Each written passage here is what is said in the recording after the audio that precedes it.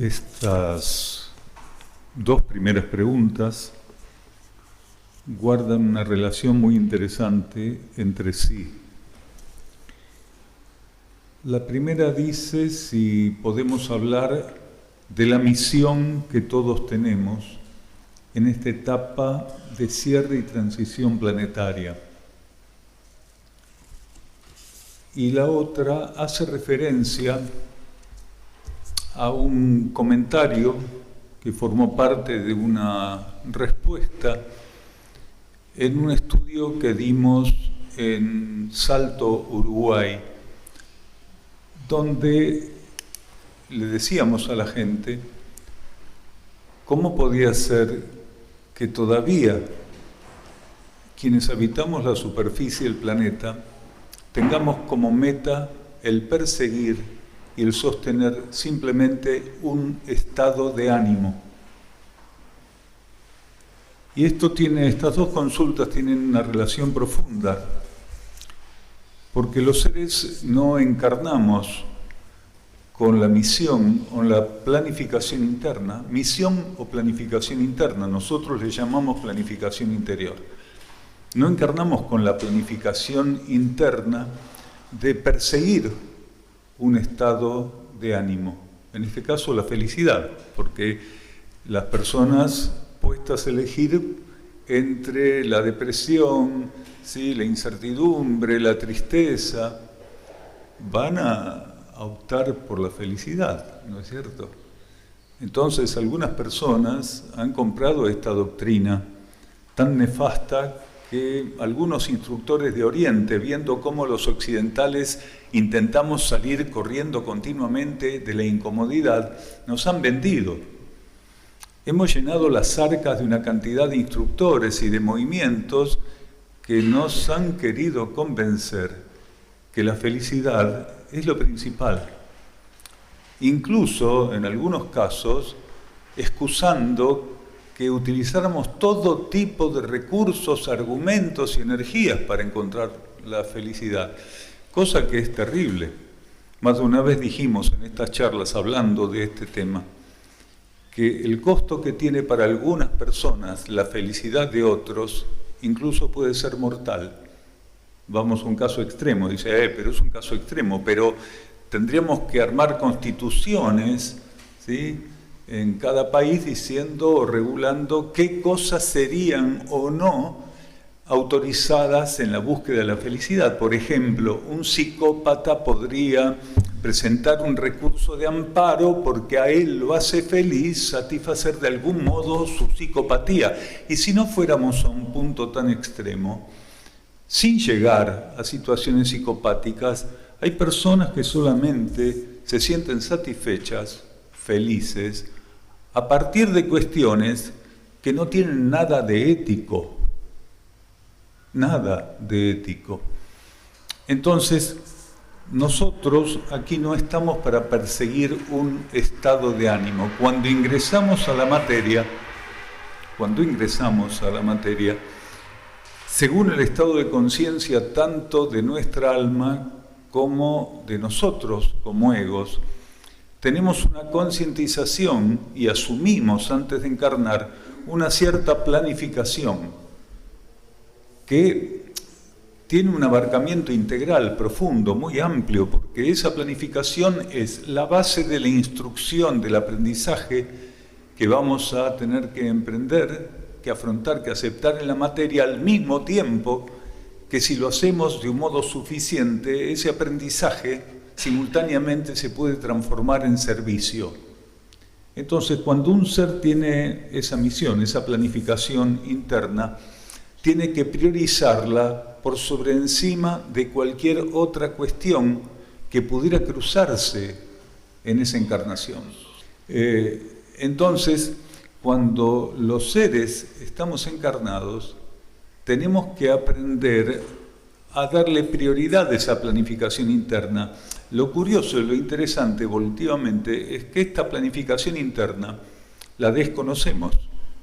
Al momento de que el ego ingresa a la materia, por más que ingrese en nombre del alma, sostenido por el alma, respaldado por el alma, el ego pasa por un aspecto de la ley de karma, una subsidiaria de la ley de karma que se llama ley de olvido, por lo cual, cuando ingresa a la materia, tiene que trabajar profundamente para encontrarle el sentido a la existencia, aprender a percibir de qué se trata estar encarnado, y a medida que él va orientándose y que puede en ciertas etapas dar con ese descubrimiento, firmemente, con fidelidad, con vocación interna, en el caso de que tenga la madurez adecuada, abocarse a ejercer, a lograr, a avanzar en una sintonía, en una alineación con su propia alma, que, ultrapasando la ley de olvido, va a comenzar a darle señales de aquello por lo cual está encarnado.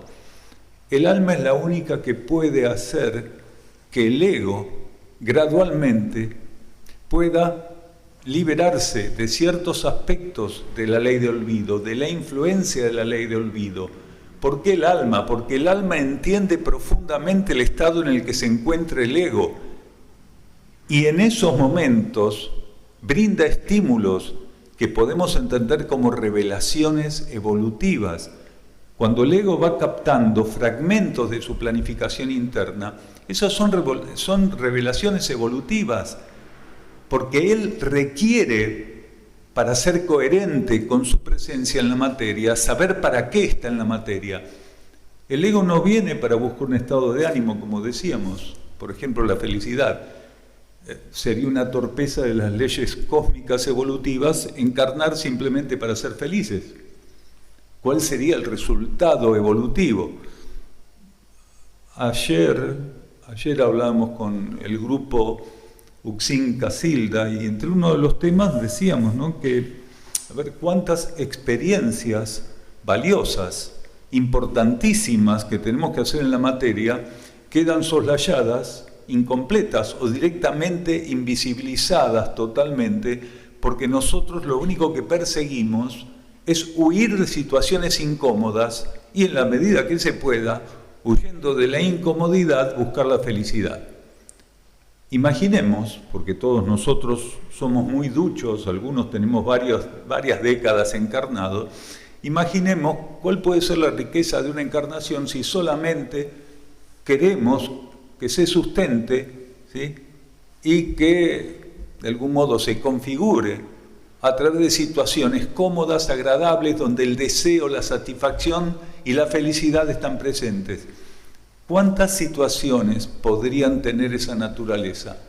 Bien, lo más interesante es que cuando nos abocamos compulsivamente a la búsqueda de la felicidad, el resultado kármico es no encontrarla. Entonces se torna una obsesión ser feliz. Incluso soy capaz de estar dispuesto a pagar a quien tuviera la capacidad de convencerme que puede abrirme camino hacia la felicidad. Entonces no solo seguiría siendo infeliz, sino un poco más pobre cada día. Pobre de bolsillo también. Entonces, cuando nosotros ingresamos a la materia y descubrimos que no pertenecemos a la materia, descubrimos que estamos en la materia por algo en particular y nos descubrimos no materiales. Incluso cuando decimos no materiales queremos decir no mentales, no emocionales, no físico concreto. Quiere decir, nosotros estamos sumergidos en un contexto psicofísico, mental, astral, emocional y etérico físico, simplemente para ensayar aspectos evolutivos que están relacionados a esa planificación interior. Entonces, estas dos consultas, como decíamos, están profundamente ligadas. Si un ser en esta transición planetaria quisiera brindar realmente, de un modo ético y genuino, su servicio al planeta, olvídese de sí mismo. Deje de pensar continuamente en su comodidad, en su satisfacción de placer, en su búsqueda de felicidad, en su éxito. Desde el punto de vista interno, el único éxito que existe es poder sintonizar, alinearse y abrazar profundamente la vida interna. El único éxito evolutivo genuino es estar disponible, permeable a las energías interiores, al propio cosmos interno. Si un ser no pudiera hacer eso, entonces transitoriamente, porque todo es transitorio, transitoriamente sería un fracasado, por más que tuviese todo aquello que momento a momento y en cada etapa anheló, ambicionó y deseó. En términos evolutivos está fracasado, porque abrazó la materia, le rindió culto a la materia y confirmó de facto que la única verdad y el único bienestar que él puede reconocer es el material. Entonces, es muy importante entender que estamos aquí para servir. La misión de todo ser es servir. Claro que con las características propias de su trayectoria evolutiva, de aquella etapa que está transitando, de su nivel de conciencia, de su madurez y de aquello que antes de encarnar aceptó como planificación ofrecida por la propia alma. Entonces, cuando cualquiera de nosotros se percibiera buscando bienestar material por sobre encima de cualquier otra cosa, cuando percibiera que su conciencia solamente está orientada a alcanzar metas personales, egoístas, individuales, sepa que esa no es su misión. Ninguno está aquí para concretar una misión o una planificación interna tan pobre, tan limitada, tan vampirizante. Cada ser que se aboca a concretar exclusivamente metas egoístas, individuales y personales, no sabe que está vampirizando la vida planetaria. Porque ninguno de nosotros puede aportarle nada al planeta cuando estrictamente está pensando en su beneficio. Un ser que genuinamente comprende aspectos de su planificación interior va a tener muestras de que eso es cierto, porque las metas universales, altruistas y solidarias van a empezar a ocupar realmente su conciencia de un modo prioritario. Su escala de valores y sus prioridades van a tener características, van a estar nutridas, alimentadas, van a tener en su constitución algo que para el resto no existe. Por eso, en relación al cumplimiento de las leyes internas, actuando encarnados en la materia, la jerarquía de instrucción dice que solo un pequeño porcentaje de quienes componemos esta civilización podemos ser considerados seres rescatables. Quiere decir, seres que han rescatado, ¿sí?, su identificación, su obsesión, su hipnotismo respecto a la influencia que la materia ejercía sobre ellos. Entonces, un domingo, esto lo solemos decir bastante, un domingo con tantas cosas importantes para hacer, ¿sí?, que no tiene que ver con estar sentado acá en un auditorio de Cosmosofía, un domingo quienes puedan organizar su vida y hacerse presente en este tipo de convocatorias, de reuniones, eso está hablando de conciencias que reúnen un potencial adecuado en relación a esta posibilidad de comenzar a ser destinatarios graduales de la revelación de su planificación interna. Pero con eso no basta.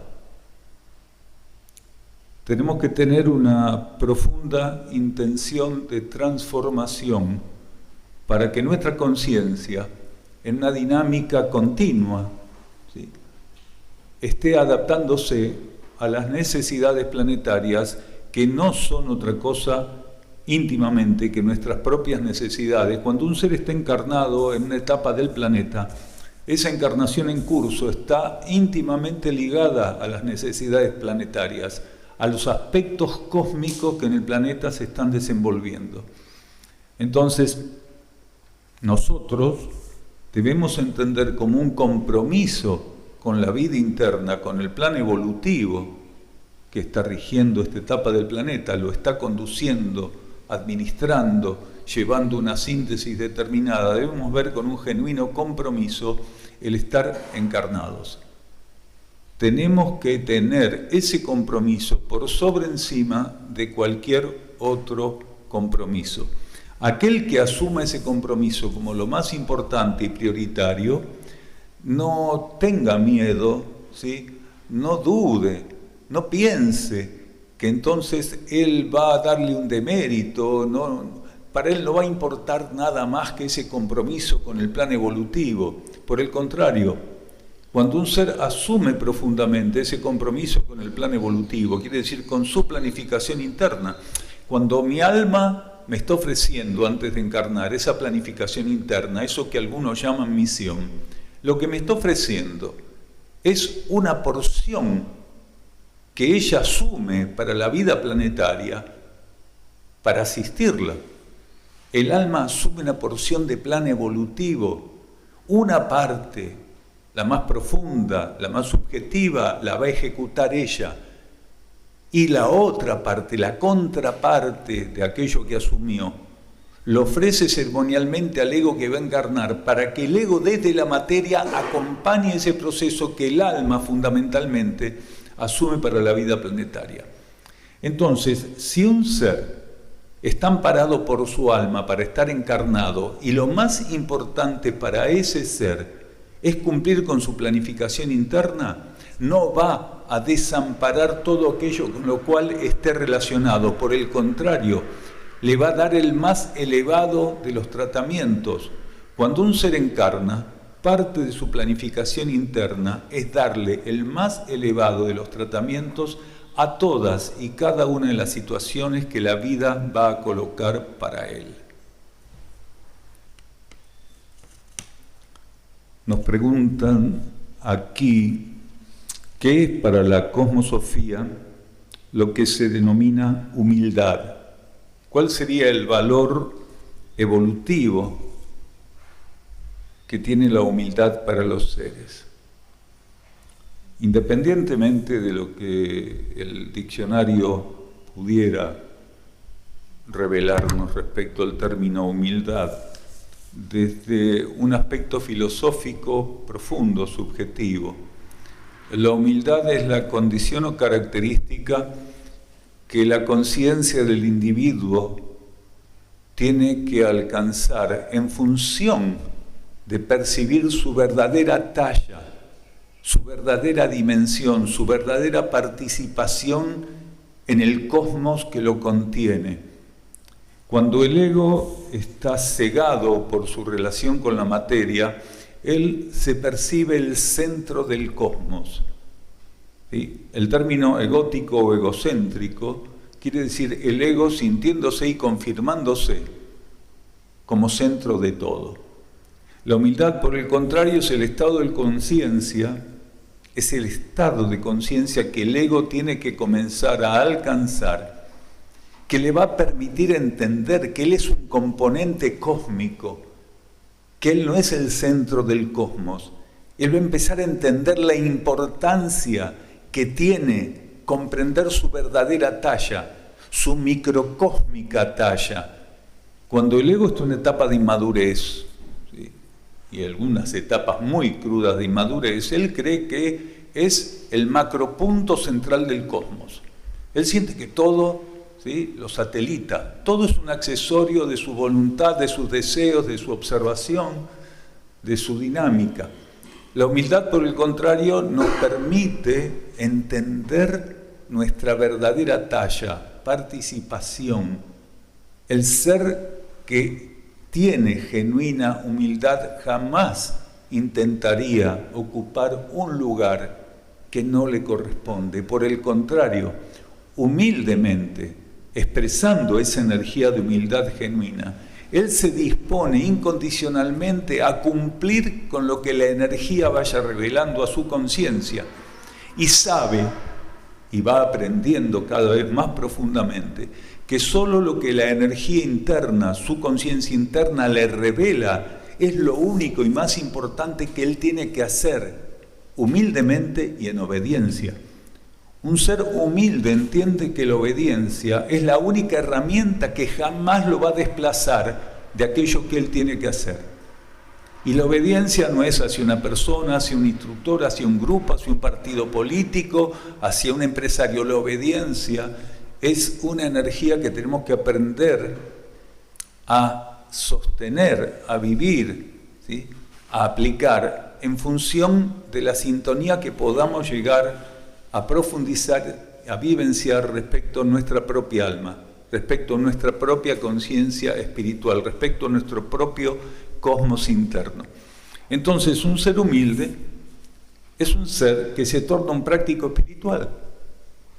Y cuando hablamos de humildad, y vale la pena recalcarlo, no hablamos de una falsa humildad, un ser que porque tiene una posición socioeconómica o sociocultural muy limitada, muy pobre, no tuvo ciertas oportunidades o no las quiso tener, entonces se lo considera humilde. Eso no es humildad. Y lo recalcamos porque es necesario tenerlo en cuenta. Humildad no tiene que ver con condiciones socioeconómicas, socioculturales. Humildad es una característica que el ser adquiere de curvarse profundamente, reverencialmente ante la vida cósmica presente en él y no querer ocupar ningún otro lugar que aquel lugar que alimente en su conciencia esa vida cósmica interna. Entonces, los seres que están encarnados para planificar, para cumplir con una planificación interna, requieren un grado de humildad. Y como todo lo que se va experimentando en la materia, lo que ayer fue satisfactorio hoy no lo es y mañana lo va a ser menos, por lo cual la humildad, como cualquier característica ligada al proceso expansivo, al proceso evolutivo del individuo, tiene que ir ampliándose. Decíamos que es la comprensión de nuestra verdadera talla, del lugar que nos corresponde ocupar. Y esa comprensión también va mudando. Esa comprensión se va ampliando. Esa comprensión se va transformando a medida que el ser logra profundizar el vínculo interior, el vínculo con su propia esencia cósmica interna. Aquella comprensión muda, se amplía, se transforma. Entonces, lo que alcanzamos como conciencias en términos de humildad también tiene que ser trascendido gradualmente en función de sublimar la humildad del mismo modo que tenemos que sublimar algunos otros aspectos relativos a nuestra expansión de conciencia y todo aquello que tiene que ver con lo que nos toca experimentar cuando estamos sumergidos en la materia, cuando estamos encarnados. Aquí también dice la misma consulta, si es muy osado decir que la cosmosofía es la vida misma revelándose a sí misma. ¿Podemos decir que la cosmosofía es la vida revelando aspectos de sí misma? Claro que sí. Primero, no hay nada que no sea vida. Y toda revelación es un aspecto de la dinámica de la vida. Entonces, cada vez que nosotros estemos ante algunos elementos que realmente tienen respaldo interno, estamos ante algo que la vida, respecto de su propia constitución, está poniendo a disposición en nuestra conciencia, a favor de nuestra conciencia, para que nosotros podamos seguir completando, seguir avanzando en el proceso evolutivo. Entonces, toda revelación genuina, sea que un ser conscientemente o no conozca la cosmosofía, adhiera a la cosmosofía, no sepa nada de la cosmosofía, ni siquiera de su existencia, toda revelación interna genuina es cosmosofía, es la vida misma ofreciéndonos un aspecto de sí mismo que en esa instancia, en esa etapa de nuestra trayectoria evolutiva, requerimos por necesidad recibir. Entonces, cada vez que nosotros recibimos aquello que la vida considera, es un aspecto de la vida que hasta ese momento estaba oculto para nosotros, era inaccesible. Y esa inteligencia única, esa vida única, esa esencia única, revela de su propia constitución en función de que podamos acercarnos cada vez más al eje de conciencia que se encarga de administrar y con el cual nosotros tenemos que ir ampliando nuestra relación.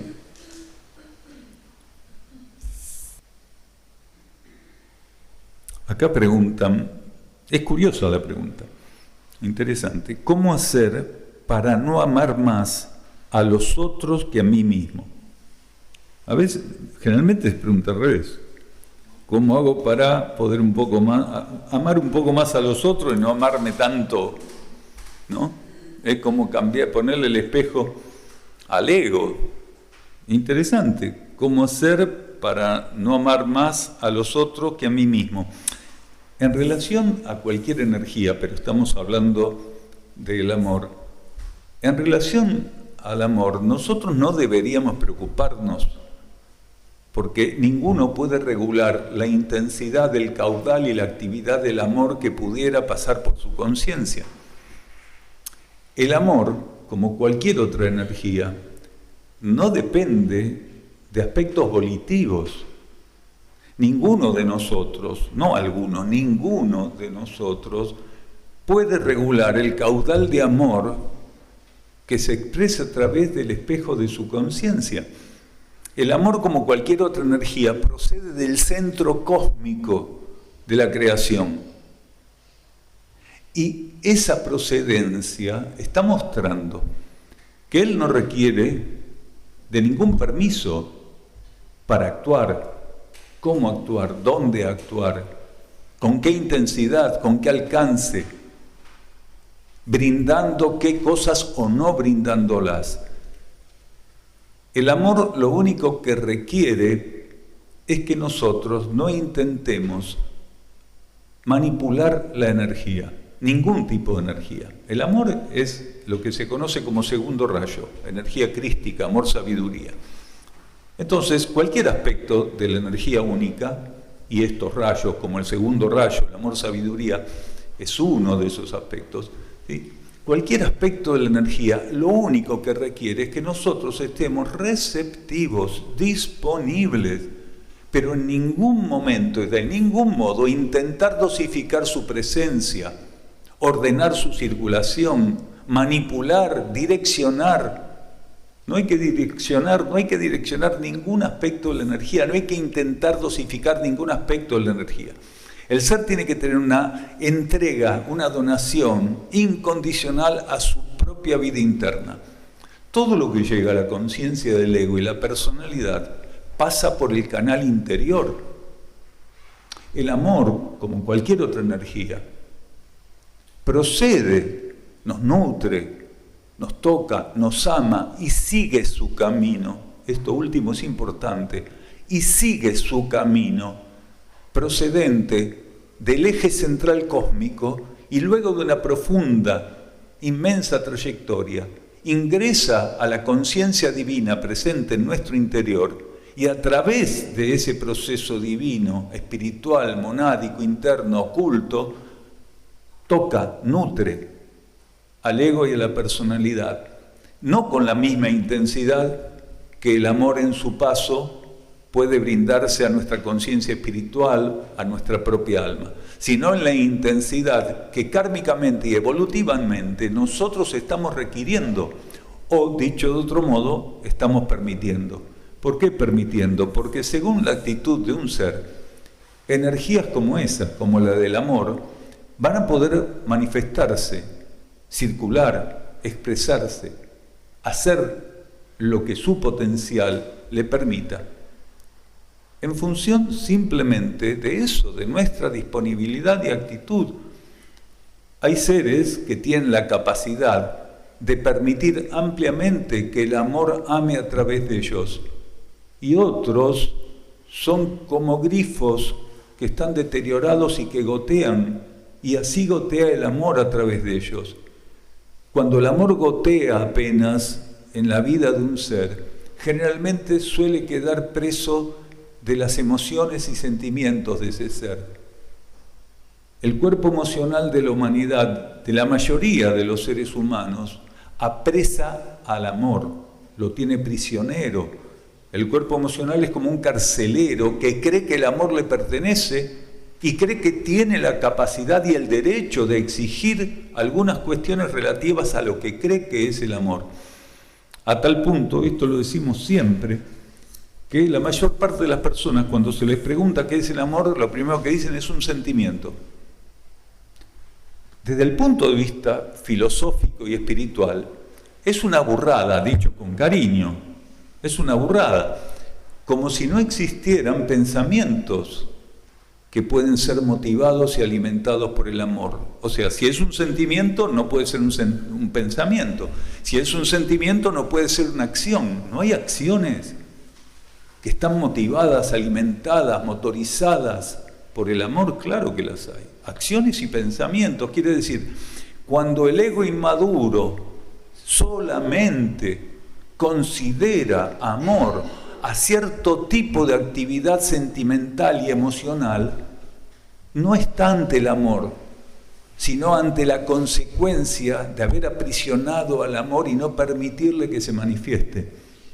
Por eso el cuerpo emocional es muy peligroso cuando dice te amo, o cuando dice no te amo, o cuando le pregunta a otro, ¿me amás? ¿Me amás o no me amás? Como si las emociones, que generalmente no podemos controlar porque somos inmaduros crónicos a nivel emocional y sentimental, las emociones por sí mismas pudieran confirmar si ahí está o no está el amor. Entonces, vamos a algo que dijo el instructor Jesús hace los 2000 años. Dijo, ámense los unos a los otros como yo los he amado. Cosa que habla muy mal del amor que nosotros venimos intentando confirmar como tal. Porque él dijo, como yo los he amado. Él no dijo, van bien, sigan amándose así que van por buen camino. Cuando él dijo eso, lo dijo de un modo categórico. Ustedes no saben lo que es amar. No son canales del amor. Ustedes tienen una distorsión enorme respecto al amor. Ámense como yo los he amado. Y ese amor del instructor Jesús y del Cristo a través del instructor Jesús era un amor que no discriminaba, sin preferencias. Era un amor que amaba a cada quien en función del voltaje que ese ser podría recibir del amor. No era un amor sentimental y emocional, no era un amor humano. Era un amor cósmico, universal, un amor con mayúsculas. Y precisamente cuando él comenzó a liberar ese amor universal, cósmico, algunos seres se tornaron receptivos y por primera vez en toda una gran curva evolutiva y en una encarnación, esos seres pudieron experimentar el contacto con el profundo flujo de energía cósmica que aquí en este planeta denominamos amor. Entonces, era muy importante, y sigue siendo importante, que nosotros elevemos nuestro cuerpo emocional para que él se alinee a la energía del amor y deje de aprisionarlo, para que él eleve su funcionamiento, tanto en forma de sentimientos como de emociones. Elevar el cuerpo emocional, elevar el cuerpo mental, que también tiene que funcionar en relación a confirmar un genuino amor. Y a través de la elevación de nuestro cuerpo mental y de nuestro cuerpo emocional, predisponer a nuestra conciencia concreta, este cuerpo etérico físico, el que se puede tocar, pesar, medir, ¿sí?, contar, predisponerlo, ¿sí?, como un Boy Scout, siempre listo para acciones genuinamente superiores y, cuando sea necesario, herramienta también práctica del amor. Entonces, nosotros tenemos que aprender a soltar nuestra intención, incluso nuestra obsesión, por querer que las energías que en algún modo podemos tener más o menos conscientes se manifiesten y tengan, ¿sí?, o respondan a las expectativas que tenemos respecto a ellas o a las ilusiones que tenemos y que colocamos como expectativas. Aquel que logre alinearse incondicionalmente con su vida interna, que logre incondicionalmente la alineación con su vida interna, va a facilitar que el amor, la energía de la voluntad, de la inteligencia cósmica, de la armonía, del conocimiento profundo y superior, de la devoción, del orden y todos los rayos cósmicos que pudieran expresarse en él, lo encuentren disponible y a partir de ahí nutran la experiencia relativa a lo que hablábamos hace unos momentos, esa planificación interna, esa misión que tenemos para hacer. Muy bueno. El yo tiene dos campos polares. Bajo ley de karma, en una humanidad como la nuestra, el yo se reparte en dos campos polares.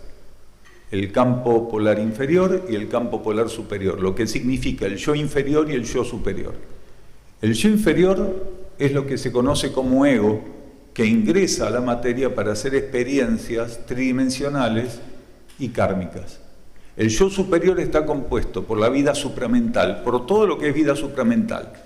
El alma, la conciencia que conocemos como cuerpo de luz o traje de luz, la mónada, lo que en el ciclo anterior se llamaba espíritu, y el núcleo divino, Adi superior, el regente, la octava mónada. Entonces, el yo superior es el responsable de alimentar el proceso, ¿sí?, de respaldar el proceso que el yo inferior hace en la materia. Dicho de otro modo, yo inferior y ego es lo mismo.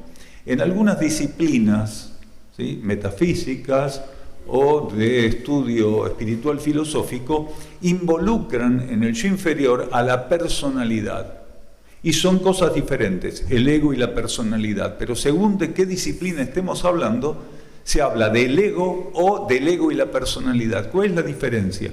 La personalidad está compuesta por sustancia mental, sustancia astral emocional y sustancia etérico-física, mientras que el ego es una extensión reencarnante del alma. Quiere decir, es fluido reencarnante del alma, es un brazo reencarnante, es energía reencarnante que se sostiene desde el núcleo del alma para tomar posesión de la personalidad, que es un ente psicofísico, mental, astral, emocional y etérico-físico, para hacer las experiencias evolutivas que se necesitan en una etapa kármica determinada. Entonces, el yo inferior es precisamente la proyección alimentada por el yo superior para hacer las experiencias de dominio de las leyes materiales. Todos nosotros estamos acá para dominar las leyes de la materia, no estamos para otra cosa. Independientemente de lo que nosotros podamos, incluso de un modo muy tóxico, elegir bajo libre albedrío como lo que se nos antoja hacer en la materia, en realidad lo que tenemos que hacer es dominar esas leyes. Y, dicho sea de paso, para dominar esas leyes tengo que aprender a elegir correctamente. Y para elegir correctamente tengo que hacer una lectura, tengo que hacer un uso elevado del libre albedrío. Entonces, el ego ingresa a la materia para trabajar, a medida que va avanzando encarnación tras encarnación, en la elevación y sublimación del libre albedrío. El yo inferior está destinado a ser absorbido por el yo superior. Quiere decir, hay un punto que se conoce en ciertas líneas metafísicas o espirituales como personalidad integrada. Quiere decir, el punto donde la personalidad inferior o el yo inferior o el ego son absorbidos, polarizados en el yo superior, porque todo lo que tenían que hacer en la materia lo han hecho con un resultado suficientemente favorable. Bien, de todos modos, en cada etapa del ser va a tener determinados límites y posibilidades en relación a esos límites. Nosotros no confirmamos la búsqueda de satisfacción como una meta. Usted dijo, y me siento satisfecho con eso.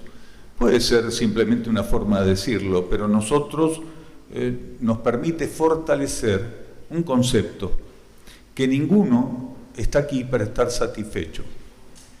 Porque si el participar de distintas situaciones de la existencia estuviera limitándonos porque nos dé o no satisfacción ese grado de participación, estaríamos un poco hablando de lo mismo que cuando mencionábamos la felicidad. Nosotros no estamos aquí para ser felices.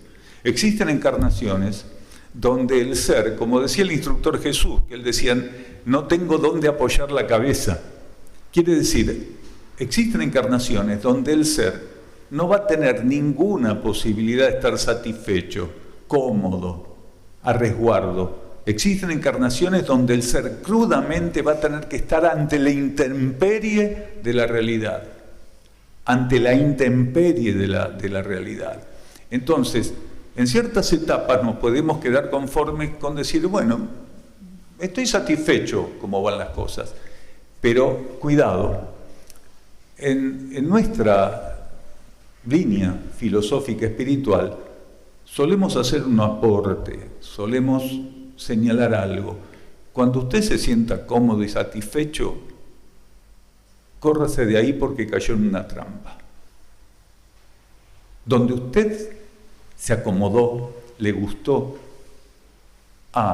llegué al punto donde quería, al fin, después de tantos años, puedo decir que estoy como quería, donde quería, sintiéndome a gusto, salga de ahí porque cayó en inercia y va a estar en un proceso involucrado, va a caer en un proceso de involucramiento bastante doloroso, porque cuando caemos en inercia, la ley de karma, nuestra conciencia interior, nos tienen preparadas algunas cositas para removernos de ahí, porque imaginen una cosa, el ser tiene infinidad de encarnaciones para experimentar, que en una encarnación él crea que encontró el punto adecuado y que eso es lo que quería, eso es lo que quiere, no se quiere mover de ahí, haría que esto que dicen las jerarquías cósmicas, que estamos condenados a evolucionar, no se cumpla.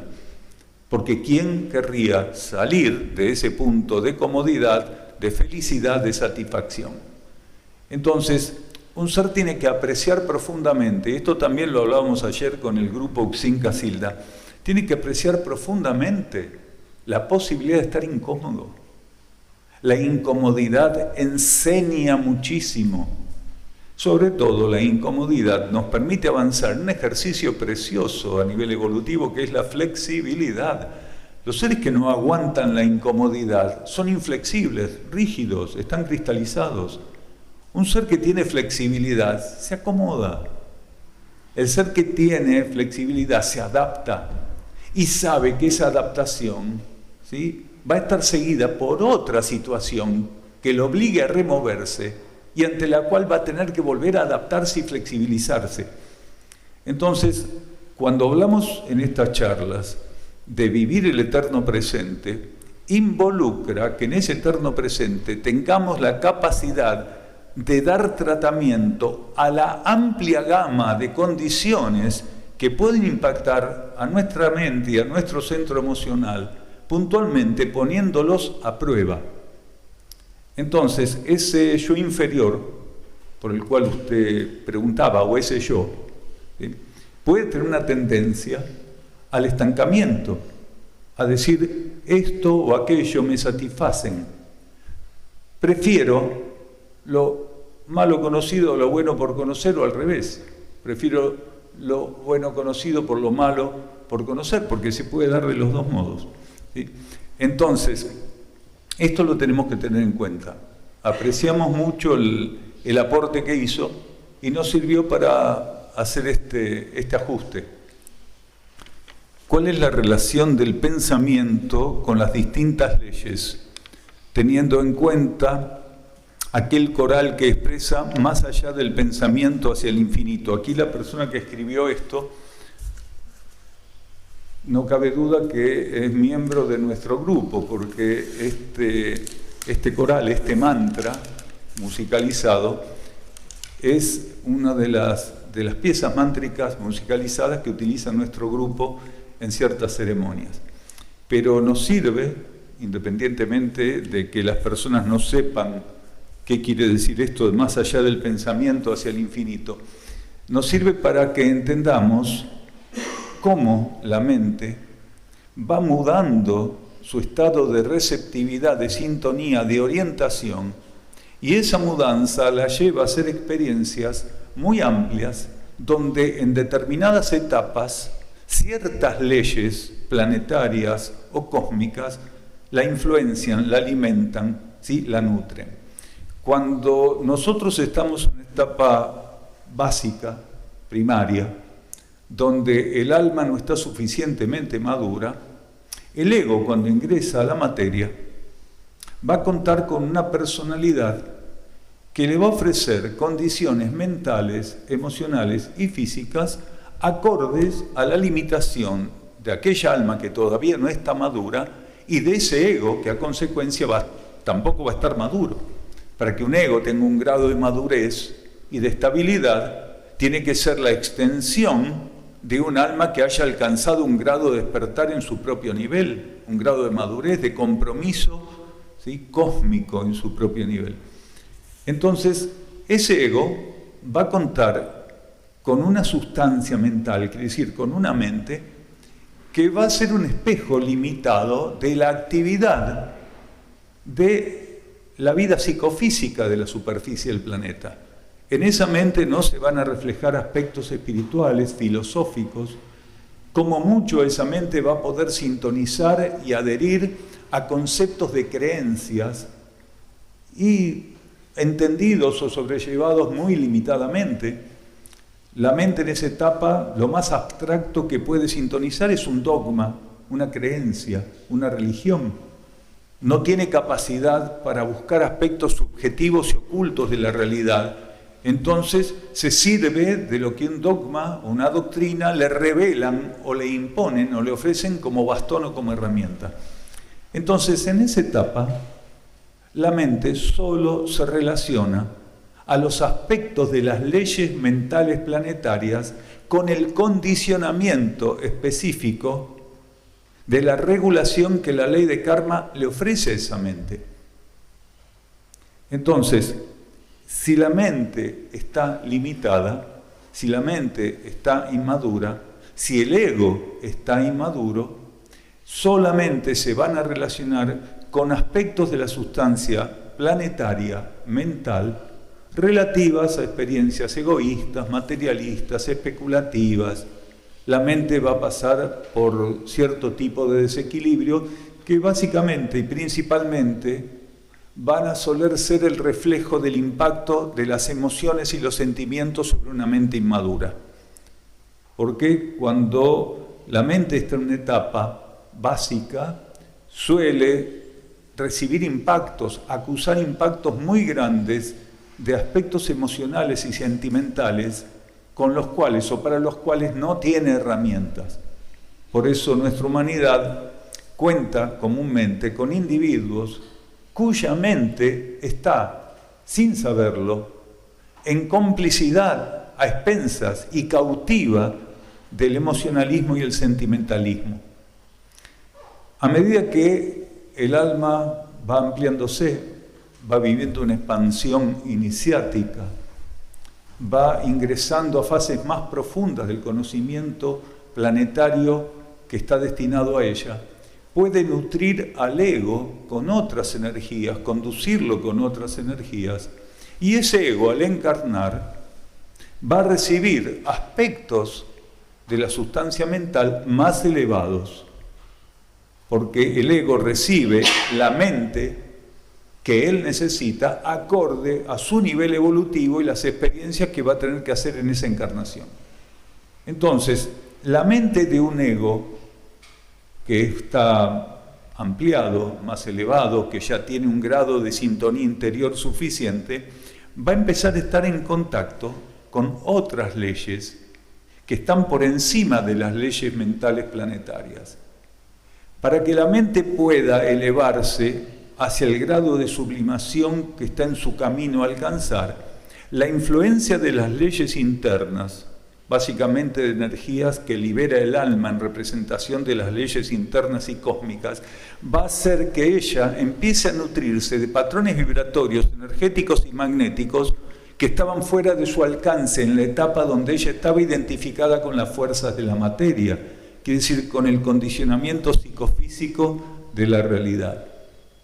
Entonces, la mente gradualmente tiene como tarea abrirse a la influencia de leyes superiores, de leyes que están por encima de las leyes mentales que hasta ese momento colocaban para ella el plafón, tanto el piso como el techo de su actividad y su participación evolutiva.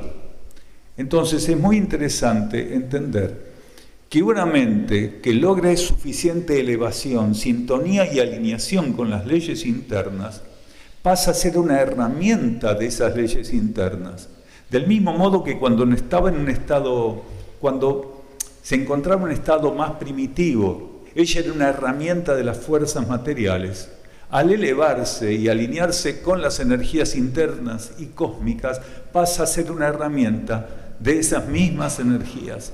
Entonces, de ser la confirmación en una etapa primitiva de los juegos de fuerza de la materia, pasa a ser una especie de herramienta que señala la redención de la conciencia en la medida que la conciencia busque elevarse hacia la fuente cósmica de vida.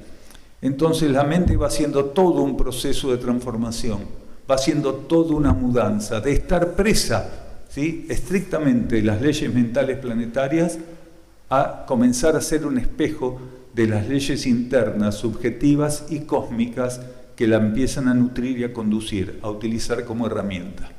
Bueno, todo es existencialismo. Si nosotros partimos de la base que no hay nada que no sea vida, todo es existencialismo. Entonces, para nosotros, la cosmosofía es la sublimación del entendimiento del existencialismo. La cosmosofía lo que señala es una escala infinita de planos, niveles y dimensiones existenciales.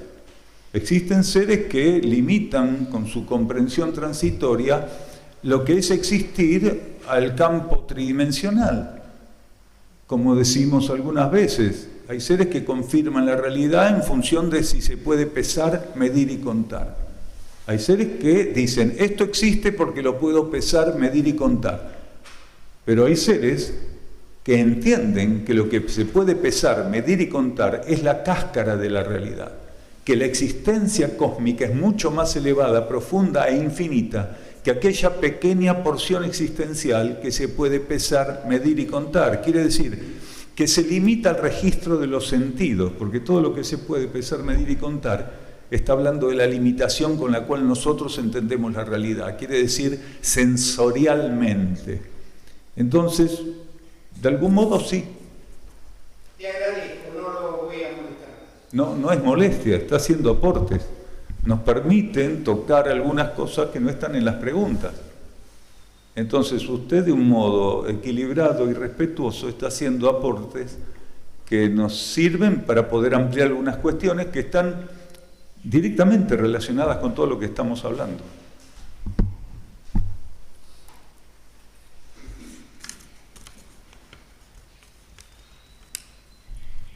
¿Cuál es el beneficio evolutivo de la unificación del campo mental con el emocional?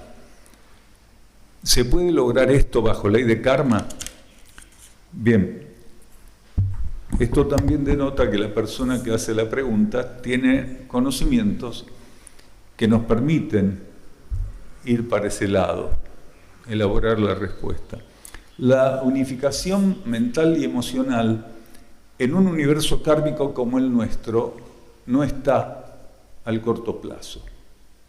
Recién cuando la humanidad de la superficie de la Tierra pueda trascender su condición kármica y esté bajo ley evolutiva superior o ley de ciclos, se va a producir una fusión mental-emocional o mental-astral. Actualmente, bajo las condiciones kármicas que imperan en la superficie de la Tierra, la mente opera dentro de un rango, existe un filtro de interfase, por arriba, por debajo de la mente existe un cuerpo astral emocional, existe otro filtro de interfase y por debajo del astral emocional el cuerpo etérico físico. Quiere decir, son niveles bien marcados que no están unificados. ¿Cuál es la relación que tienen entre ellos? Que los tres obedecen a la vivificación que la energía interna les ofrece y la condición general del planeta a nivel evolutivo les garantiza. Pero todavía en esta etapa kármica nuestro cuerpo astral y el cuerpo mental no van a estar unificados, ni nuestro cuerpo etérico físico con nuestro cuerpo astral. Actualmente los niveles son etérico físico, astral emocional, mental intuitivo. Arriba el intuitivo, el espiritual, arriba el monádico y arriba el divino. Son 7 núcleos de conciencia. En el futuro, bajo ley evolutiva superior, el intuitivo, el espiritual, el monádico y el divino van a seguir en el rango en que hoy se los conoce y se los señala. ¿Dónde va a estar la variable fundamentalmente? En los 3 niveles inferiores, porque hoy es etérico físico. Entonces va a ser etérico astral, astral mental, intuitivo causal. Etérico físico, etérico astral, astral mental, intuitivo causal. Etérico físico, etérico astral, astral mental, intuitivo causal. Fíjense que hay un enlace de un cuerpo con otro. Hoy es etérico físico, astral, mental. En el futuro, etérico físico, etérico astral, astral mental, intuitivo causal. Quiere decir, los cuerpos van a tener un enlace, por lo cual van a ir hacia una síntesis y van a poder experimentar un principio de economía de energías y de administración de energías que hoy es imposible con las condiciones actuales. Entonces, en el camino futuro de la humanidad, la unificación, quiere decir, el camino de la síntesis de las energías de la personalidad, van a estar activados. Por esto que decíamos hace un rato, la humanidad va a vivir en algún momento la integración de la personalidad. Quiere decir, la absorción en los niveles internos de todo lo que hoy se experimenta a nivel de ego y a nivel de personalidad. Entonces, no en este momento, pero sí a futuro. Ahora, hay seres que tienen una alineación determinada con su propia vida interna, que permiten que de modo fluido los cuerpos de la personalidad, aunque no estén unificados entre sí, no tengan ese puente, ese ensamble, estén confirmando suficientemente alineados y estabilizados la vida interna como su propia meta. Eso favorece el funcionamiento del ego y la personalidad. Aunque no estén unificados, si están orientados, confirmando la vida interna como su propio propósito, el funcionamiento pasa a ser de orden superior, aunque aún no estén unificados. Tampoco está unificado la conciencia mental, no está unificada la conciencia mental en sí misma, actualmente y bajo ley de karma. Por eso la mente se divide en mente racional, objetiva, analítica, comparativa, especulativa y mente subjetiva o abstracta. Quiere decir, todavía en la humanidad el funcionamiento mental está repartido en polaridades, en hemisferios. Entonces, en el futuro se va a promover la unificación mental. Ya no va a haber una mente analítica, racional, una abstracta y subjetiva. Del mismo modo que la personalidad va a estar conformada por este aspecto dual de ensamble entre cuerpos. Aquí nos preguntan, una persona comenta, mezclado con pregunta, dice, se habla de pasar a 5ª dimensión. ¿Cómo será el paso, siendo que hay mucha gente que no está dispuesta a pasar? ¿Habrá un cambio dimensional?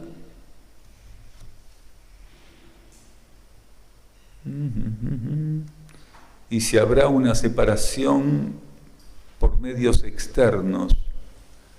Bien, y si tiene alguna implicancia, un planeta intruso, algunos le llaman el Hercóbolus y otros Hercólubus, que es lo de menos, como se lo llame, porque lo que representa o simboliza es el destino o los destinos que una gran cantidad de este 90% de la humanidad que no es rescatable, quiere decir que no puede recibir una propuesta evolutiva superior porque no cumplió con esta propuesta actual. Cuando se habla de una humanidad rescatable o no, de lo que se está hablando precisamente es de eso, de seres que no cumplen, no llegan a cumplir suficientemente con un propósito determinado, entonces no pueden recibir una propuesta superior. Tienen que ser reorientados, reinstalados en campos kármicos más primitivos para poder reensayar aquello que con dificultad no pudieron concretar. Entonces, Para pasar a quinta dimensión, un contexto planetario tendría primero que hacer las experiencias propias de la cuarta dimensión. Ahora, ¿qué ocurre? El tema de las dimensiones y los planetas es un tema bastante controvertido. ¿Por qué? Porque en un planeta existe multiplicidad dimensional. Por ejemplo, la superficie de nuestro planeta está bajo tercera dimensión, leyes de tercera dimensión. El centro de nuestro planeta, lo que se conoce como magma central, también está bajo tercera dimensión. Pero hay aspectos de nuestro planeta, niveles intermedios entre la superficie y el centro planetario, que están en dimensiones más elevadas. Entonces, si uno centra su atención o su comprensión respecto a civilizaciones internas, ellas no están en tercera dimensión. Y dependiendo cómo definamos una dimensión, podríamos decir que las civilizaciones más avanzadas de nuestro planeta están en franjas que se corresponden con la sexta y séptima dimensión. Ahora, sexta y séptima dimensión, ¿es un patrón rígido? ¿Es un estándar que se aplica en todo el cosmos? No. Existen rangos dimensionales variables. La sexta dimensión no es un patrón absoluto. La sexta dimensión tiene variables dimensionales que se pueden ajustar a la definición de sexta dimensión. Lo mismo la séptima y cualquier otra dimensión. Vamos a la tercera dimensión, ¿sí? A esta dimensión kármica donde nosotros estamos haciendo la experiencia evolutiva. En el cosmos, ¿todas las experiencias de tercera dimensión son como esta que hacemos nosotros? No. Porque hay características diferentes de tercera dimensión. Existen características de una misma dimensión que son paralelas. Entonces, hay seres que están en tercera dimensión, en otras áreas del cosmos, cuyas características dimensionales de ensayo no son como las nuestras. ¿Por qué? Porque es otro aspecto de la tercera dimensión. Y lo mismo cabe para cualquier dimensión. Entonces, de modo general, lo que va a ocurrir no es que el planeta va a pasar a X dimensión, sino que los niveles dimensionales más bajos, que son los actuales, que son de tercera dimensión, van a pasar a cuarta dimensión.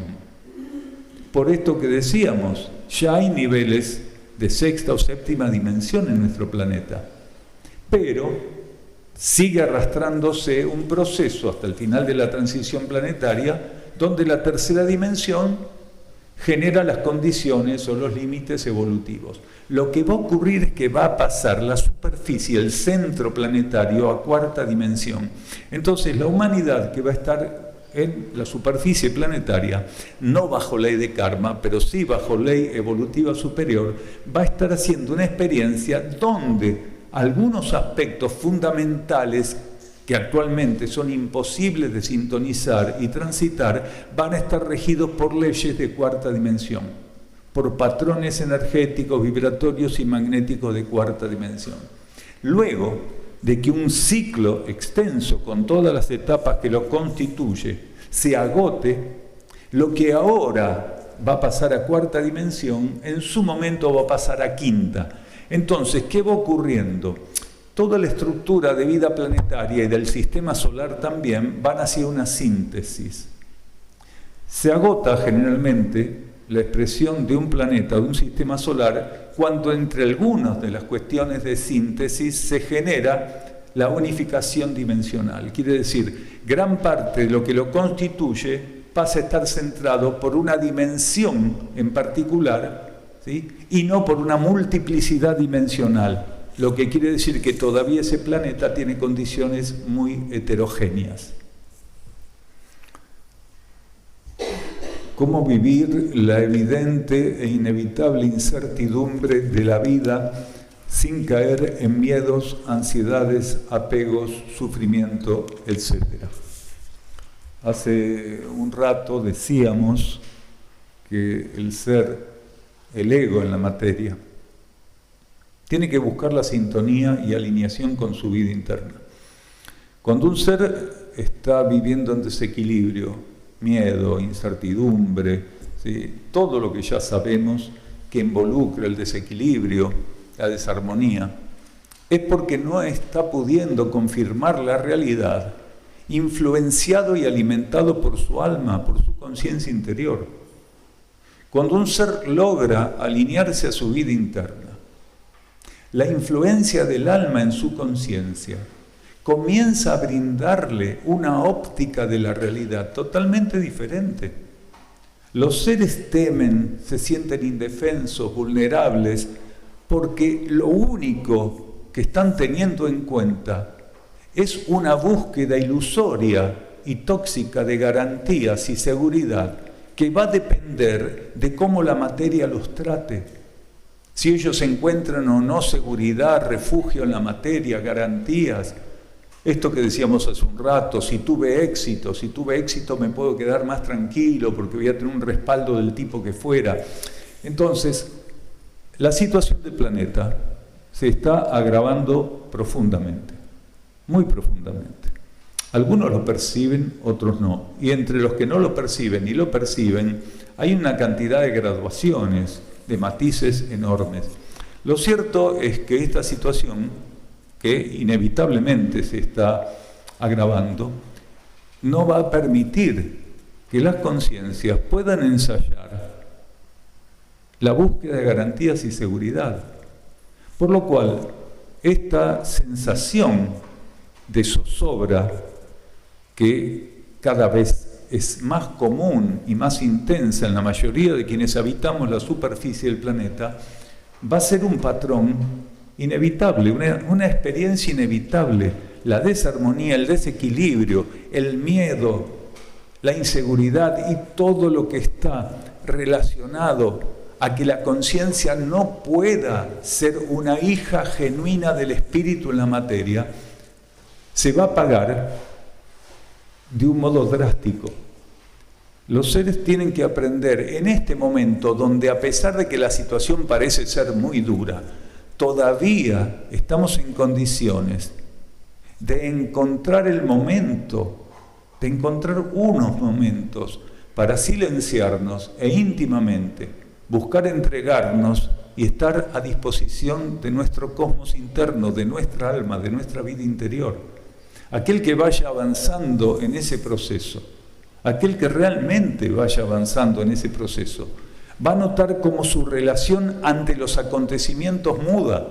Donde antes se sentía inseguro, va a empezar a vivir con calma lo que ocurra. Donde antes tenía incertidumbre, la influencia del alma le va a brindar armonía. Donde antes se sentía desequilibrado, va a empezar a notar cómo el equilibrio empieza a recuperarse. Porque, calma, armonía, equilibrio, un grado de pacificación a consecuencia del equilibrio y la armonía, no provienen de encontrar garantías en la materia. No es la materia lo que nos va a dar garantías. La materia, con las fuerzas que están presentes en ella, esas fuerzas involutivas, disuasivas, lo único que hace es, si estamos desatentos e hipnotizados respondiendo a su propuesta, es vampirizarnos. Por eso las personas que apuestan estrictamente a la materia están cada vez más desvitalizadas y desequilibradas. La materia se nutre de nuestra atención. Si nosotros confirmamos nuestra devoción para con la materia, si nosotros confirmamos frente a la materia y las propuestas materiales que esa es la única gran verdad, entonces nos estamos condenando a una experiencia gradual y ascendente de desequilibrio, de desamparo. La materia no ofrece amparo ninguno, no paga nunca la apuesta que le venimos haciendo. ¿Ustedes conocen a alguien realmente a quien la materia le haya pagado la apuesta que le hicieron? No paga. Y si alguien cree que la materia le pagó la apuesta, sepa que es como el casino. Te deja ganar una para perder todo. Entonces, en estos tiempos insistimos que aún es posible que los seres puedan profundizar, avanzar con la sintonía de su propia vida interna. no hay otro camino. Todo lo demás se va a dar por añadidura, como decía el instructor Jesús. Un ser no quiere tener miedo, no quiere tener incertidumbre, no quiere vivir en la zozobra. Bien, busque la sintonía, alineación y dónese a su vida interna. Con la mayor vocación a su alcance, dónese a la vida interna. Lo demás se da por añadidura. Nosotros volitivamente no podemos encontrar la armonía y el equilibrio. Artificialmente, ¿sí?, aplicando las herramientas psicofísicas de la realidad, ninguno va a llegar a la armonía y el equilibrio. Lo más que vamos a lograr es un maquillaje que se va a caer a pedazos en cuanto la situación se agrave un poco. Entonces, es eso nada más. Esto lo venimos diciendo hace ¿cuántos años que estamos en Casilda? ¿25? ¿25 años? Bien, hace 25 años que aquí en otros lugares, y en otros lugares más años todavía, que venimos compartiendo esto y lo vamos a ofrecer siempre, porque no hay otro camino. Alguien puede decir, esto lo dijo el año pasado, el anterior y hace 15. ¿Sí? ¿Y qué otra cosa podemos compartir? Hay clavos que necesitan 20 martillazos para entrar. Bien. Hay que seguir pegando el mismo clavo. No podemos cambiar el argumento para decir, hoy dijo algo diferente respecto a ese tipo de cuestión.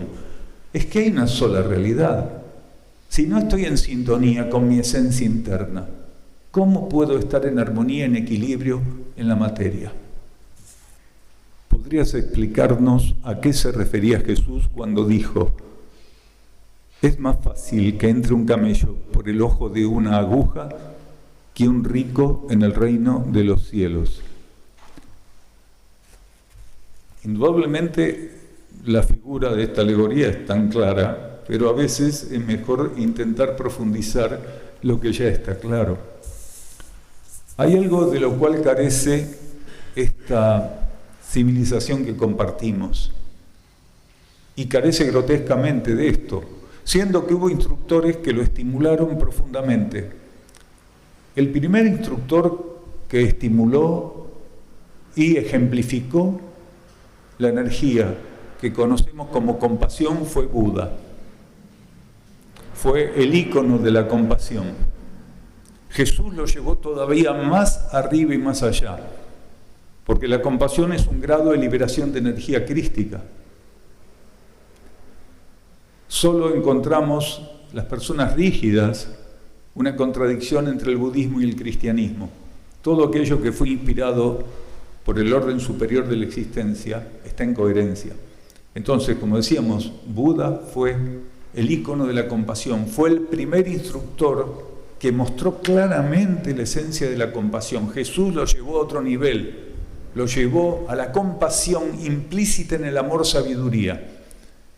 ¿Y por qué decimos esto en relación a esta pregunta? A esto que decía Jesús, que primero pasará un camello antes que un rico. ¿Por qué? Porque la compasión es la capacidad de entender la necesidad y asistirla. Y una persona rica no entiende la necesidad. Lo único que prevalece en ella es su egoísmo. Un ser que entiende la necesidad es un depositario transitorio de cualquier elemento que se pueda configurar o entender como riqueza. Bienes, dinero, lo que fuera, poder. Entonces, si un ser no tiene la capacidad compasiva de entender la realidad y asistirla, lo que va a hacer es acumular la toxicidad de la posesividad en él. Quiere decir, lo único que le interesa a ese ser es tener dominio, prevalecencia, tráfico de influencias, acumulación de dinero, de bienes materiales, de posición, de reconocimiento. Ese ser no puede pasar por el ojo de una aguja, porque el ser tiene que llegar en cada etapa al nivel de simplicidad que le corresponde para seguir avanzando. Un ser que tiene lo que no le corresponde no es simple, es superfluo. Un ser que no puede liberar energía de compasión, indudablemente, de modo práctico no sabe asistir necesidades, por no saber asistir necesidades, por no reconocer necesidades y comprometerse con ellas, tampoco conoce lo que es actuar correctamente. No podemos separar lo correcto de lo necesario de lo correcto. Entonces, un ser en una situación tan drástica como la que siempre ha vivido el planeta, pero nunca tan drástica como hoy, con miles de millones de seres muriéndose de hambre, no solo lo que está pasando en Gaza, que es demencial, estamos hablando de todo el planeta. ¿En qué nación, en qué territorio no hay seres muriéndose de hambre? No hay seres que no tienen ni siquiera lo más básico, mientras otros crápulas, ¿sí?, como Elon Musk, Bill Gates y toda esa crema, los banqueros, ¿sí?, los del grupo Bilderberg y todos los demás, ¿sí?, siguen acaparando lo que serviría y sobraría holgadamente para poder ofrecer a quienes no tienen nada lo que merecen. Entonces, ese es el principio de la frase del instructor Jesús, que aquel que no sabe reconocer necesidades, aquel que no es compasivo, aquel que no permite que la sabiduría del amor lo guíe, ame a través de él, ¿sí?, no puede pasar, porque tiene acaparado lo que no le corresponde, tiene más de lo que le corresponde, tiene más de lo que necesita genuinamente. Entonces es un ser superfluo. Un ser equilibrado, compasivo, es simple. Él sabe que lo que necesita llega, y de lo que le llega está atento para que siga circulando. No lo retiene. Un ser compasivo es un administrador equilibrado. Sabe que la vida le está dando porque él no lo va a retener y va a circular para ir a nutrir a aquello que está desnutrido, para ir a alimentar a aquello que no está alimentado, para ir a equilibrar aquello que no está equilibrado, para poner luz donde hay oscuridad. Entonces, el sentido de la frase es ese. Aquel que no puede ser simple, aquel que no puede ser compasivo, aquel que no puede, ¿sí?, ser un práctico espiritual, no está para pasar, ¿sí?, por ese orificio que en realidad representa la ley de karma. Para salir de la ley de karma, un ser tiene que llevar un grado de simplicidad y de equilibrio, ¿sí?, que de otro modo le va a ser imposible. Acá nos preguntan qué son las fisuras astrales. Es común escuchar hablar en algunos contextos, ¿quién alguna vez no habrá estado hablando de eso?, del plano astral. Nosotros lo involucramos en lo que llamamos capa psíquica, porque el plano astral no es la totalidad de la capa psíquica, es la contraparte inferior de la capa psíquica, la contraparte superior es el plano mental del planeta. El planeta tiene una capa psíquica que está relacionada a la materia etérico-física concreta. Entonces, el plano astral es la contraparte inferior de la capa psíquica, de ese binomio, y el mental el superior. ¿Qué es una fisura astral? Es un grado de vulnerabilidad que algunos seres tienen en relación a la influencia que las entidades del plano astral imponen a su conciencia. ¿Y en función de qué está dada esa vulnerabilidad? Esa deficiencia procede de un desorden y una falta de armonía y elevación del cuerpo astral del individuo. Si el individuo no puede elevar sus sentimientos y emociones, automáticamente ese cuerpo astral del ser está debatiéndose continuamente ante las influencias que esa capa psíquica, fundamentalmente la contraparte astral de la capa psíquica, le impone. Entonces, ¿puede un ser recuperarse de ese grado de vulnerabilidad que padece? Sí, puede. En ocasiones no. Cuando es muy grande y el ser no está en condiciones de buscar la alineación interna, porque la incompatibilidad vibratoria entre su conciencia psíquica y su propia conciencia interior es muy grande, posiblemente el resto de esa encarnación no pudiera trascender la imposición que las fuerzas astrales hacen en él o generan en él a través de esa fisura astral, de esa vulnerabilidad de la que hablábamos. Pero existen casos, muchos casos, donde si el ser se sobrepone a la identificación instintiva, ¿sí?, compulsiva que tiene con lo que sucede en sus emociones y sentimientos, y busca la vida interna, a partir de esa búsqueda interna, kármicamente se le permitiría, en la medida que él pudiera sostenerse en la búsqueda interior, kármicamente se le permitiría empezar a cerrar esa fisura. Entonces, cuanto más él persiste en buscar la vida interna, la ley de karma y su propia conciencia interna llevarían a un grado de cicatrización evolutiva esa fisura. Claro que a veces, a lo largo de una encarnación, no se termina de cerrar esa fisura y el ser puede tener oportunidades a futuro de seguir encarnando y llevar gradualmente su cuerpo astral emocional a un grado de elevación. ¿Quiénes pueden y quiénes no pueden en una misma encarnación? No se sabe, porque la trayectoria evolutiva de cada ser es diferente. Hay seres que por su condición de rayo, el temperamento, el carácter, el linaje que está presente a nivel monádico, son capaces de resolver aspectos que incluso pueden ser muy crudos en cierta etapa de una encarnación, resolverlos adecuadamente antes del término de esa encarnación. Y otros, para resolver esas mismas cuestiones, necesitan varias encarnaciones. Pero en definitiva, las fisuras son ese grado de vulnerabilidad de los cuales somos absolutamente responsables. Un ser que está fisurado astralmente es responsable de eso. ¿Por qué?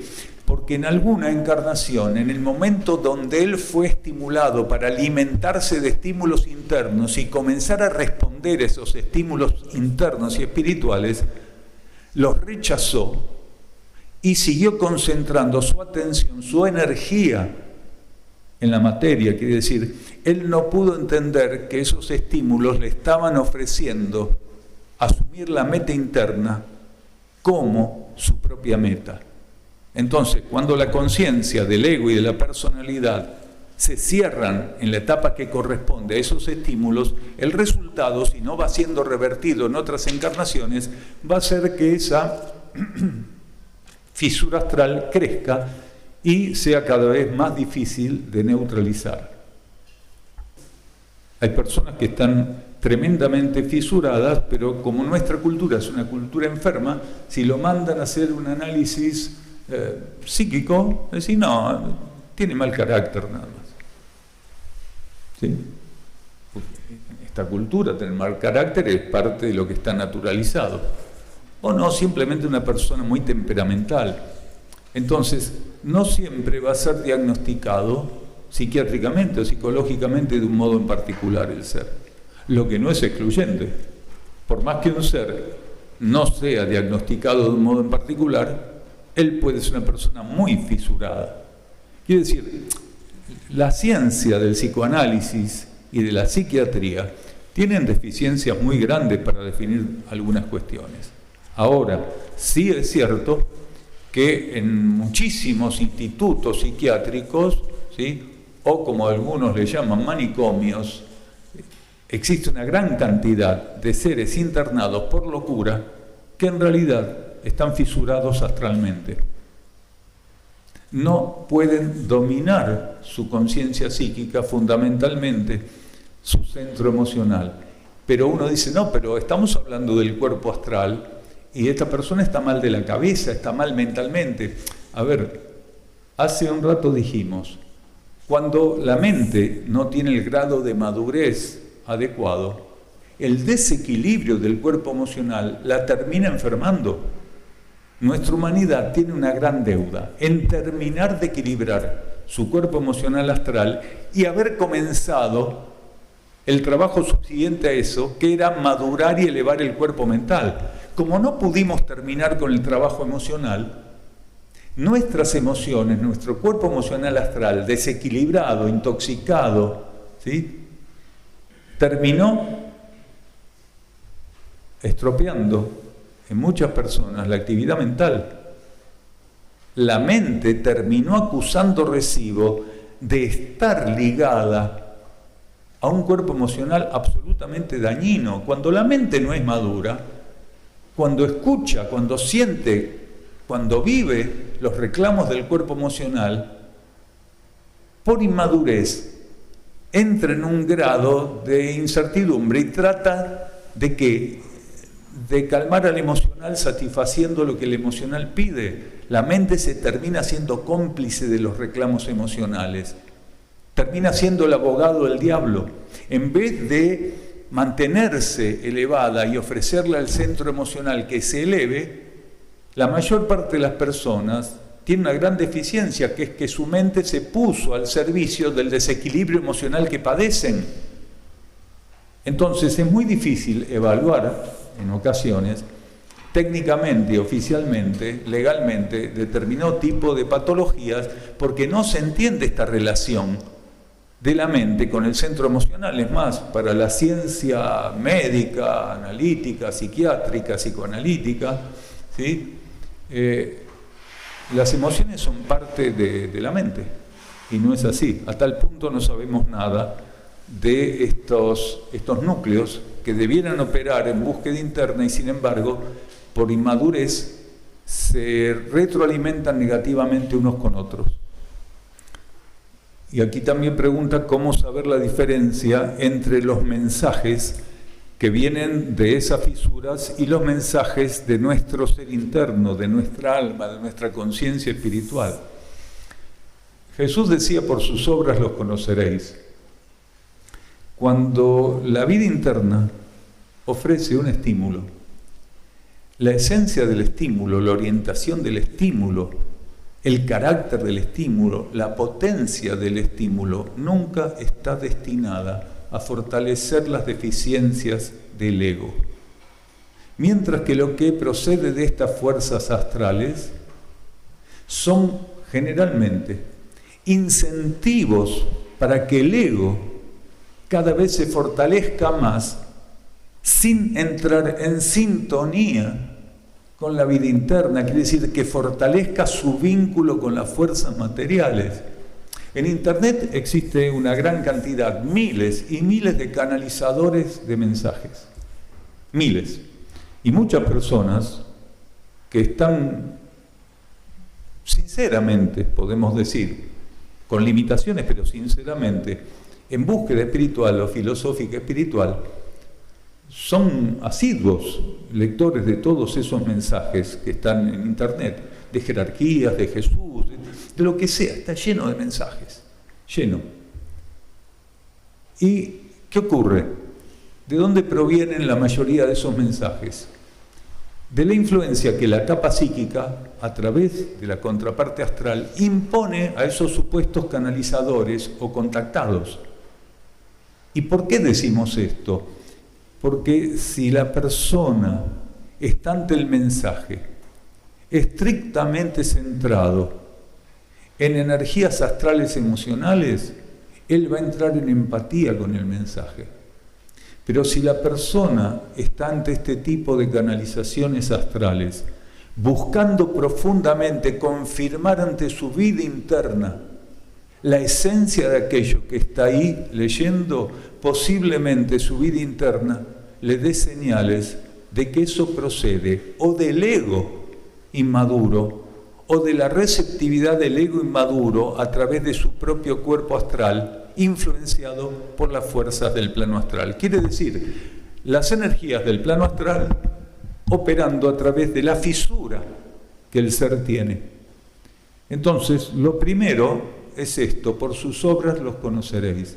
Quiere decir, cuando un ser recibe un estímulo de la vida interna, no va a encontrar una desprolijidad tal como que ese estímulo está intentando que él se sienta el rey del mundo, el eje del mundo, el más inteligente, el más bonito, el salvador del mundo, que tiene la tarea oculta de salvar a la humanidad.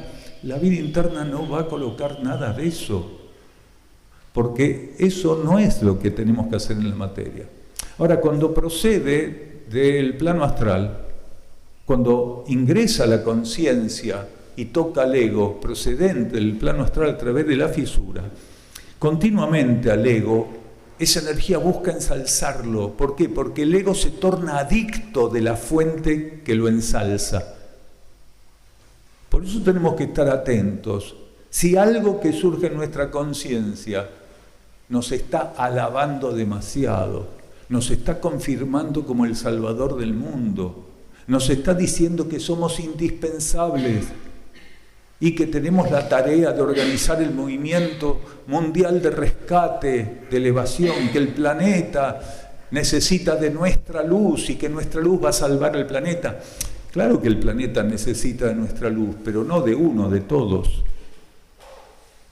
Pero cuando una persona encarna en sí mismo esa, por decirlo de algún modo, confirmación y sentimiento mesiánico respecto a lo que él es, esas son las fuerzas astrales que están influenciando su conciencia. Por eso el ser, cuando recibe un estímulo genuino, ese estímulo no va a hacer otra cosa que ofrecerle con la mayor de las síntesis, una simplicidad profunda de conocimiento, instrucción y luz. Un estímulo genuinamente interno no coloca una palabra de más o de menos. Llega a nuestra conciencia, nos alimenta, nos ilumina, se pone a disposición sin ningún tipo de maquillaje, de adorno, de intentar parecer más de lo que es. Eso le corresponde a las fuerzas astrales. ¿Por qué las fuerzas astrales siguen haciendo eso y no imitan a la vida interna? Porque ellas no conocen la vida interna. Por eso cuando la vida interna ofrece algo, tiene una característica, un perfil, una riqueza, una condición única. Las fuerzas astrales no conocen eso. Entonces, lo que vamos a recibir de unas y lo que vamos a recibir de otras, si nuestra vocación es de conocer la verdad, gradualmente va a ser diferenciado sin problemas. Bien, en el ciclo anterior, hasta 1988, en el plano astral existían niveles, subniveles del plano astral, donde todavía energías cósmicas y jerárquicas actuaban.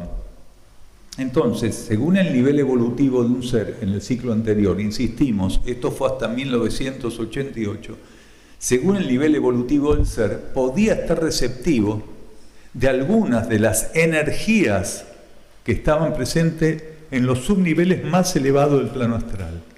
Pero a partir de 1988, la congestión de la capa psíquica creció muchísimo y las jerarquías y energías que estaban en los subniveles superiores se retiraron de esos subniveles porque las fuerzas del plano astral, en función del mal uso del libre albedrío de la humanidad, empezaban a generar una presión que generaba o amplificaba la interferencia del trabajo que esas jerarquías o leyes podían hacer sobre la conciencia humana. Por lo cual la jerarquía se polarizó en niveles más elevados. ¿En qué niveles? En el nivel monádico, lo que quiere decir el nivel del espíritu del individuo. Entonces, en una etapa, hasta 1988, bajo el polo masculino, polarizadas también en el plano astral, en los niveles superiores. A partir de ahí, en el nivel monádico, a nivel del espíritu humano. Entonces, las entidades astrales están ocupando todos los subniveles. Entonces, no podemos esperar en este momento ningún tipo de asistencia evolutiva o con coherencia evolutiva por parte de fuerzas que no conocen la evolución. Por eso se las llama fuerzas involutivas, fuerzas retrógradas, fuerzas disuasivas, porque ofrecen ir para atrás, ofrecen involución, intentan disuadir a la conciencia para que sintonice su ofrecimiento, aunque ellas no conocen la vida interna. Las fuerzas involutivas, disuasivas, retrógradas, no saben nada de la luz, no la conocen. No saben nada del espíritu, del alma, no lo conocen. Pero sí saben cuando uno no les da de comer. Imaginen, ¿sí?, un animal que está a nuestro cargo o que se relaciona con nosotros y que le damos de comer. A veces 2 veces por día, a veces 3. La humanidad esta fuerza la da de comer a cada rato, por eso es tan obesa, por eso tienen tanta fuerza. Cuando alguno de nosotros comienza a vivir la etapa donde se decide a matar de hambre esas fuerzas, no se extrañe de que recrudezca la acechanza de esas fuerzas. Esas fuerzas no quieren morir de hambre.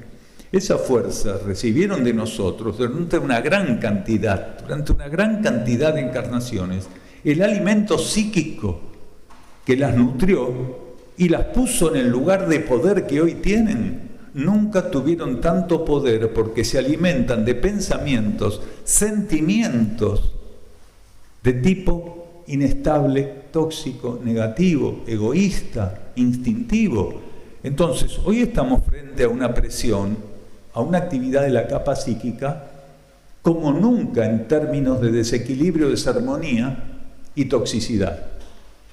Entonces, hoy no hay nada que encontrar ahí, por eso las sesiones mediúmnicas, por eso el chamanismo, por eso una gran cantidad de disciplinas que en el ciclo anterior tuvieron un sentido profundo, como para abrir camino a un grado de comprensión evolutiva, hoy están desactualizadas. Cuando un medium cree contactar seres de luz, cuando un chamán cree contactar fuentes de luz ancestrales, lo que está contactando, sin saberlo, son fuerzas del plano astral que en realidad lo engañan para que él no pueda entrar en sintonía con su vida interna. Lo entretienen. Y esas fuerzas te dan lo que vos deseás. Cuando un ser tiene ambición espiritual, esas fuerzas le hacen una Biblia de chupada de medias. En otros países no se sabe qué es esto. Después van a andar preguntando, ¿qué es eso? Bien, acá sí se sabe. Entonces, esas fuerzas intentan, ¿sí?, estar continuamente endulzando al ego, a la personalidad. Entonces, el ser que entra en esos trances y continuamente, a partir de que entra en un trance, es halagado por esas fuerzas, endiosado por esas fuerzas, no tiene ningún motivo hasta que entiende de qué se trata, y a veces pasan encarnaciones enteras sin entender. Hasta que no entiende de qué se trata, va a seguir preso de eso. Él va a alimentar eso, él lo va a buscar, lo va a desear, lo va a ambicionar. Esas fuerzas le hacen creer a un ser que es un elegido, por ejemplo, para salvar el mundo. Hay una lista enorme que dicen que van a salvar el mundo. Es interesante porque la existencia de médiums y de chamanes no se descarta, porque hasta que termine la transición va a haber personas con distintos niveles de compromiso con la mediumnidad y el chamanismo, ¿sí?, que sigan comprometidas con eso, que sigan actuando con eso. Lo que no tiene es respaldo evolutivo.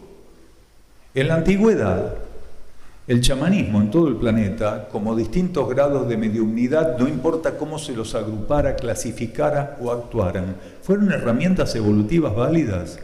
Cuando termina un ciclo, se agota aquello que el ciclo validó. Todo ese trabajo fue válido durante el polo masculino extrospectivo, positivo del planeta, que terminó en 1988. ¿Perdón? Desde que el planeta existe. Mudó, se agotó en 1988. Y desde que existe la vida planetaria como la conocemos, fue regida por ese polo extrospectivo masculino positivo. Todas las etapas, los ciclos, los pulsos y los arquetipos están relacionados. Un planeta lo que hace es vivir un subarquetipo de la estrella central sistémica. Entonces, hay una relación profunda. Cuando un planeta está cerrando un ciclo, una etapa, particularmente, eso conforma o denota la actividad que también está viviendo el Sol central. Un planeta refleja aspectos de transformación y mudanza de la estrella central sistémica. Entonces, cuando hablamos de un sistema solar, estamos hablando de una entidad. Y cuando en una entidad hay un acontecimiento en particular, no importa dónde ese acontecimiento tenga más relevancia, pero está ocurriendo en toda la entidad. Una entidad es un sistema conexo de composición. No puede ocurrir algo sin que se refleje en el resto. Entonces, volviendo a tu pregunta, a partir de que se agota el polo masculino, comienza la influencia de un paradigma, de un arquetipo, de un modelo diferente de energía, de una propuesta evolutiva diferente. Todo lo que se basó en necesidades amparadas bajo el polo masculino se va desactivando. Actualmente estamos en transición. Quiere decir, estamos en un campo de cohabitación de aspectos viejos que están entrando en hipofunción, quiere decir que se están desactivando, y de nuevos aspectos ligados al advenimiento de la ley evolutiva superior y el crecimiento gradual y cada vez más intenso y estable del polo femenino. Entonces ya, sin que se agote la transición, hay una cantidad de elementos que están desactivados. Incluso se están desactivando los chakras en muchos seres de esta humanidad. ¿En quiénes? En los seres que están más receptivos de la mudanza planetaria, en los seres que están más ligados y en sintonía con su vida interna. La mayoría de los seres sigue confirmando lo viejo. Podés meter el chamanismo, podés meter todo tipo de doctrinas, religiones, podés meter el espiritismo, podés meter todo lo que se te ocurra. El sistema de chakras, las filosofías orientales, que como dijimos hace un rato, nos han vendido muchos buzones también. ¿Sí? Gurúes que juraban que naciste para ser feliz. Yo te confirmo que naciste para ser feliz. Entonces el ser se la pasaba como un estúpido, ¿sí? Porque le había dado el santo y seña al gurú de buscar la felicidad. Y era un pobre infeliz buscando una felicidad que no es la meta evolutiva de nadie. Bueno, volvemos a esto. Entonces, en la actualidad, los seres tienen que buscar como única garantía aquello que el orden circulatorio del nuevo polo femenino les está ofreciendo. ¿Cuál es ese orden circulatorio? Ir hacia tu interior. Lo femenino es introspectivo, no extrospectivo. En el ciclo masculino, las doctrinas y todo lo que iba para afuera estaba avalado por el orden circulatorio de esa energía. Actualmente la energía femenina te está tocando para que vos entiendas que hay que ir para adentro. Está señalando los niveles más profundos de tu ser. Entonces cualquiera de nosotros que se torne receptivo de esta nueva actualidad planetaria va a pasar a ser un espejo que confirme ese orden circulatorio introspectivo y a partir de ahí abra la puerta para ser una herramienta evolutiva a favor de las necesidades planetarias. Gratitud.